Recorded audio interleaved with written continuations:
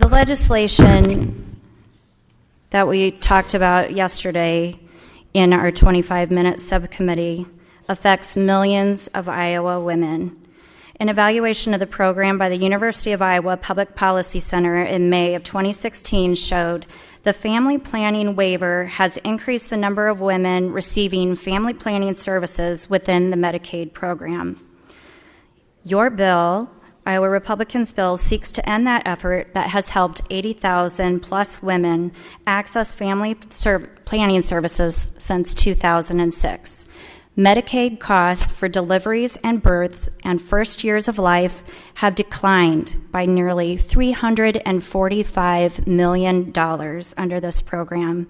Very conservative estimates of net Medicaid savings are more than $265 million from this program.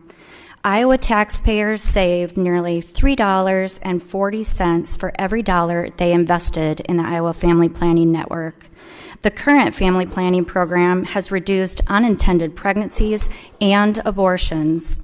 Senate Republicans want to scrap the successful program and force Iowa taxpayers to spend 10 times the money just to exclude Planned Parenthood. But not only will they exclude Planned Parenthood, this completely scraps the entire program. The bill completely ends the Iowa Family Planning Network and replaces it with a state-run program that doesn't currently exist and doesn't have a single dime allocated to it in the bill. Let's remember, the Iowa Family Planning Network has never funded abortion. In fact, it's been successful in preventing abortions and improving Iowa's birth outcomes.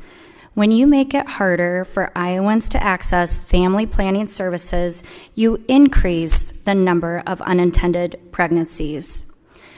We need to look no further than what has happened to our sisters in Texas to see how this has affected women's health care. Gutting this program will cause more unintended pregnancies and abortion.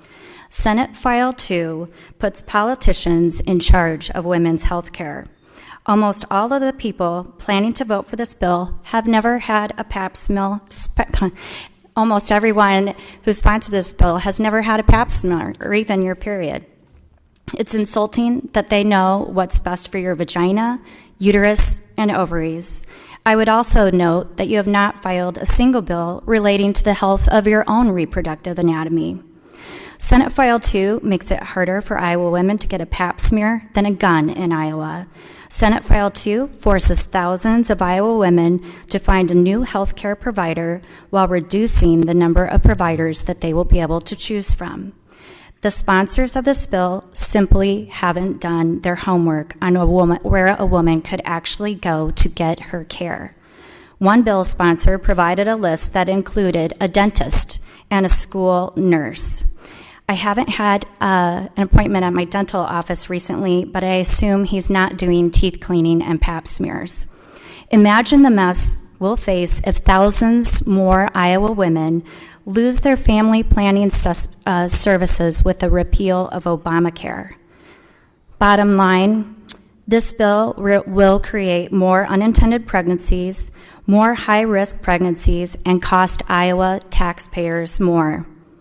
It's bad for Iowa women and families, and it also hurts our DHS budget.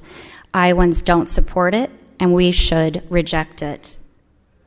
We're going to keep fighting, and I encourage Iowans to keep coming back to the State House to have their voices heard. Thank you, Mr.